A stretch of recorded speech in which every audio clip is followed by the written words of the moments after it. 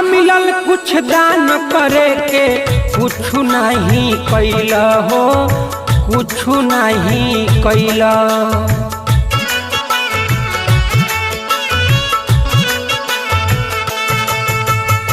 अब कतू पछताल बिगन कतही के ना भइल हो, कतही के ना भइल। पंकज पावन धाम तू छोड़ी के मोह मगन मन छुटिए राम।